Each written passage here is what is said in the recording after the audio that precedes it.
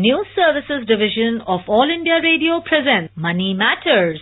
देश और लोगों के वित्त और अर्थव्यवस्था से जुड़ा कार्यक्रम About savings, investments, borrowings and taxations. Hindi और इंग्लिश में सीधा प्रसारण On our digital platforms. सुनना ना भूलें हर रोज शाम 4:05 से 4:30 तक. Money Matters.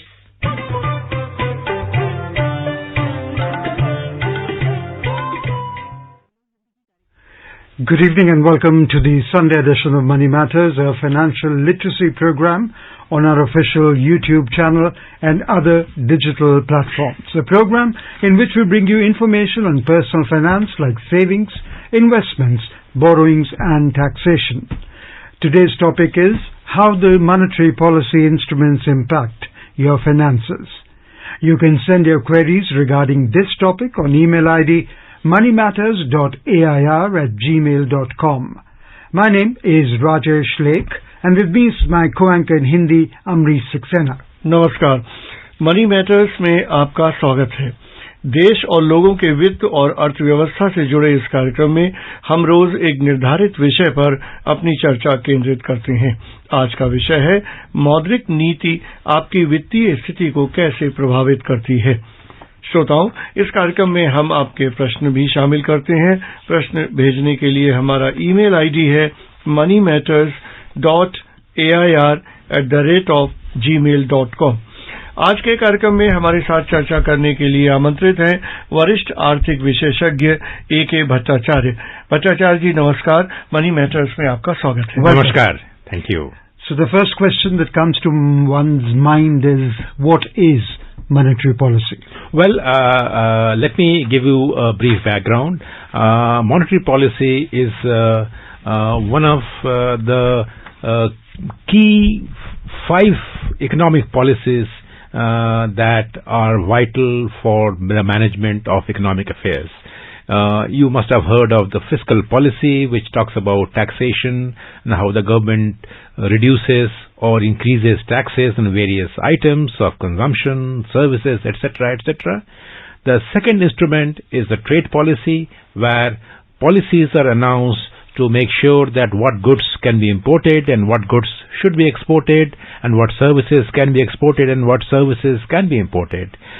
The third policy is the industrial policy, which talks about what kind of areas where investments are encouraged and what are the facilities that are made available. This also includes the investment on foreign investment and or foreign investment in the stock markets. And the fourth area is the exchange rate policy, where what should be the value of the Indian rupee vis-a-vis the different exchange currencies that are with which India does exports and imports. Now, the fifth instrument that we are discussing today is the monetary policy, and the monetary policy's effectiveness to a great extent depends on how effective are the other 4 policies, but monetary policy is clearly the most effective and the most important policy that not only affects the performance of the economy but also affects you and me. What does monetary policy do? It is essentially aimed at ensuring that the cost of money is such that it encourages both growth as well as keep inflation down. So AKB, what can I safely say that monetary policy is a central bank's actions and communications that manage the money supply? To some extent, yes. It does regulate the money supply for the simple reason that the Reserve Bank of India is entrusted with the discharge and the conduct of the monetary policy. Now, till around 2016, the monetary policy was largely conducted by an internal mechanism within the Reserve Bank of India. And that would decide what should be the cost of money, what should be the supply of money, whether the cost of money is essentially nothing else but the interest rate on loans. That's the cost of money. So, but from 2016 onwards, the government decided in its wisdom to set up a more independent monetary policy committee to decide and discuss what should be the cost of money, what should be the trajectory of those interest rates, and what should be the goal of the RBI's monetary policy conduct. As of now, what we have seen is this: the monetary policy by and large is focused more on ensuring that inflation remains moderate. As a matter of fact, there is now a law that the monetary policy committee members are supposed to keep in mind, so that the inflation rate stays within a range of between 2 and 6%. That is based on the movement in the consumer price index. So retail inflation must stay between 2 and 6%. As you know, right now, the inflation rate, there's a retail price index, is actually above 6%. So the Reserve Bank of India is very worried, because one of the mandates of the monetary policy is to keep inflation within that band. Why it is important for people like you and me? Because if inflation is more, then you and I will be hurt. Inflation, as they say, is the most harmful tax on individuals, because your money, the value of your money, is coming down if inflation is higher. तो एके जी, ये जो आपने बात की inflation की और इसमें reserve bank के रोल की, तो रिजर्व बैंक कौन से ऐसे उपाय करती है जिससे इन्फ्लेशन को विद इन कंट्रोल रखा जाए, जैसा आपने कहा? रिजर्व बैंक ऑफ इंडिया के पास 2-3 इंस्ट्रूमेंट्स हैं. जैसे पहला इंस्ट्रूमेंट जैसा है रेपो रेट है. वो रेपो रेट का मतलब ये है कि वो जो इंटरेस्ट रेट है रेपो रेट में, वो एक इंस्ट्रूमेंट है, वो एक सिक्योरिटीज है. वो सिक्योरिटीज को बैंक से वो खरीद लेती है. वो बैंकों को कहती है कि इस वक्त अगर आप मुझे वो आपके जो सिक्योरिटीज जो है, गवर्नमेंट सिक्योरिटीज जो हैं, वो अगर आप मुझे दे देते हैं तो मैं उसका इंटरेस्ट रेट बढ़ा दूंगा. ज्यों ही interest rate Reserve Bank of India कहती है कि रेपो रेट बढ़ गई है, तो बैंक लोग अच्छा प्रॉफिट के लिए, उनके सिक्योरिटीज की अच्छी यील्ड के लिए उस सिक्योरिटीज को रिजर्व बैंक ऑफ इंडिया को सामने दे देते हैं. उससे क्या होता है कि जो पैसा मार्केट में बैंकों के पास ज्यादा पैसा आ जाता है, और रिजर्व बैंक ऑफ इंडिया उस बैंकों को उस पैसे को लेकर वो मार्केट में वो दे सकता है. तो रेपो रेट अगर कम हो जाए तो इसका मतलब ज्यादा पैसा आ जाएगा, रेपो रेट बढ़ जाएगा तो कम पैसा आएगा, और ज्यों ही कम पैसा होगा मार्केट में तो जो इंटरेस्ट रेट है वो मार्केट में बढ़ जाएगा, और ज्यादा अगर पैसा आ जाएगा इंटरेस्ट रेट कम हो जाएगा. तो अगर ऐसी स्थिति में जहां पे इंटरेस्ट रेट कम हो गया है, हम जैसे इंसान जो मार्केट में जाकर लोन लेते हैं और हाउसिंग लोन लेते हैं और गाड़ी खरीदने के लिए लोन लेते हैं, या बैंकों में जब हम डिपॉजिट रखते हैं, उनको हमारे ऊपर उसका इम्पैक्ट डायरेक्ट होता है. तो इसका मतलब ये हुआ कि रिजर्व बैंक मुख्य रूप से ये कोशिश करती है, ये इंश्योर करने की कोशिश करती है कि मार्केट में लिक्विडिटी बनी रहे, जिससे कि ग्रोथ को स्पॉट दिया जा सके. देखिए, दो चीज है. अगर ग्रोथ को बढ़ावा देना है तो जो कॉस्ट ऑफ मनी है, इंटरेस्ट रेट को थोड़ा बहुत कम करना पड़ता है. पर रिजर्व बैंक ऑफ इंडिया को, जैसे मैंने पहले बनाया है, उनके पास ये भी लक्ष्य है कि ज्यादा इन्फ्लेशन न हो, वो 2 से 6% के बीच में ही रहे. तो अगर ज्यादा पैसा मार्केट में आ जाएगा, इन्फ्लेशन बढ़ सकता है. तो अगर ग्रोथ को टारगेट करें और इन्फ्लेशन को एकदम टारगेट न करें, तो आम इंसान के लिए ये इन्फ्लेशन बढ़ जाने से बहुत असुविधा हो सकती है. इसीलिए रिजर्व बैंक ऑफ इंडिया का 2 दायित्व है, एक तरफ ग्रोथ और स्टेबिलिटी, और दूसरा तरफ इन्फ्लेशन मैनेजमेंट. और ग्रोथ से भी इनडायरेक्टली जो आम इंसान को भी इम्पैक्ट होता है. वो कैसे होता है कि अगर ग्रोथ अच्छा हो तो नौकरी बढ़ती है, अगर ग्रोथ अच्छा है तो इंटरेस्ट रेट कम होने के लिए जो छोटे छोटे मझले उद्योग जो हैं वो कम दामों में पैसे ऋण में ला सकते हैं, और उस ऋण से वो छोटी छोटी इकाइयां का स्थापन कर सकते हैं. उससे मार्केट में नौकरी बढ़ती है, वस्तुएं होती हैं, लोगों का जो इकोनॉमिक प्रोस्पेरिटी उसमें जरा इम्पैक्ट, पॉजिटिव इम्पैक्ट होता है, तो रिजर्व बैंक ऑफ इंडिया को मॉनेटरी पॉलिसी से दोनों तरफ देखना पड़ता है, जिससे भी ग्रोथ भी रहे और इन्फ्लेशन भी ज्यादा न हो। यह बहुत ही एक गंभीर दायित्व है और बहुत ही एक कठिन दायित्व है, क्योंकि दोनों का संतुलन रखना एक बहुत बड़ा एक डिफिकल्ट काम माना जाता है। Though you mentioned about fiscal policy a while back, तो दोनों में फर्क क्या होगा अगर आप the fiscal policy is different from monetary policy, because the fiscal policy essentially looks at to what extent the government should stay within its means. In other words, government should rely far less on borrowing and rely more on its own incomes through tax revenues and non-tax revenues. Now, what happens in fiscal policy is that the Reserve Bank of India expects that the fiscal policy should remain prudent. Prudent means the gap between the government's total income minus borrowing and total expenditure should not be very, very wide. Now, if the Reserve Bank of India is wanting that, because it realizes that when the government comes and borrows more from the market, then there is a tremendous pressure on the market and interest rates can go up, so its monetary policy function can get affected. So Reserve Bank of India will always want and very keen that the government maintains a prudent fiscal policy, so that the government's borrowing needs are kept under check and government's own revenues are better, so that the monetary policy conduct is easy and it can keep a check on inflation, and at the same time it can give a boost to growth. So what I hear from you primarily is that the objective of a monetary policy is to manage inflation. So if you could elaborate on that a bit more. Sure. I think as I said that it does try to manage inflation, because it is now mandated under law that the inflation rate must stay within a band of 2% and 6%. That is calculated on the basis of movements in the consumer price index. Now, this is the new regime which came into being in 2016, the second half.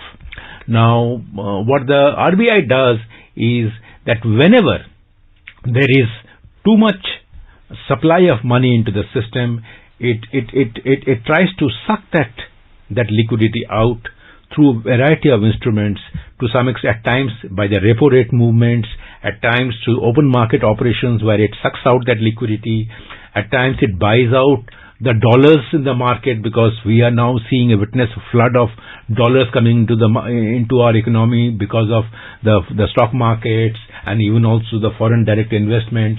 So the Reserve Bank of India tries to manage the liquidity and the supply of money so that the interest rates stay at a level that neither does it adversely impact inflation, nor does it adversely impact growth.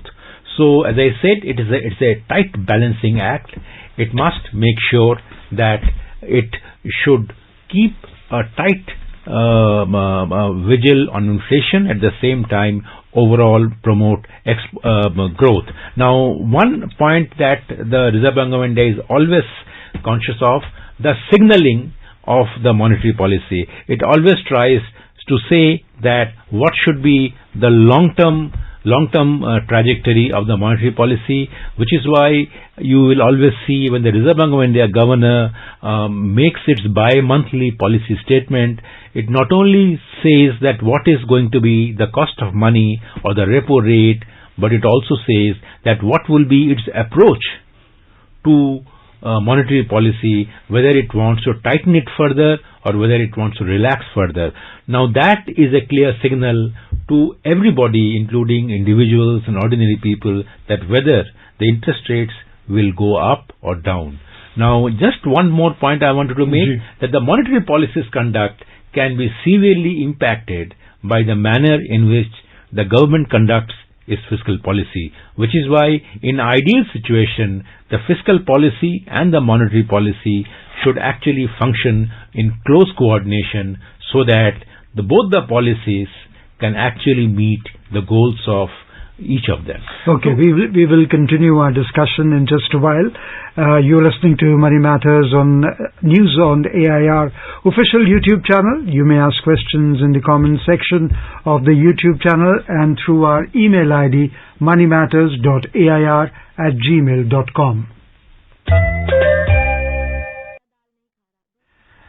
So, tomorrow's topic of discussion will be residential status of taxpayers, and today we are discussing how the monetary policy instruments impact your finances.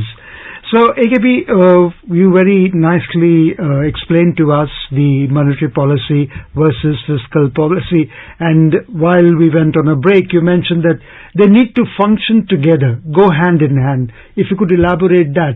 What if fiscal policy is different or monetary policy is different? What happens? What will happen? Absolutely. It's a very good question. Now, what happens is that you may have seen that the budget was presented on February 1, wherein this budget was fiscally prudent in the sense that the headline fiscal deficit did exceed the earlier estimates, but there was a clear attempt to rein that in for the next year. So, whereas the fiscal deficit, which means that the gap between the government's own revenues and its other expenditure burden was to the tune of 3.3% of GDP, which is almost around 7 lakh crore.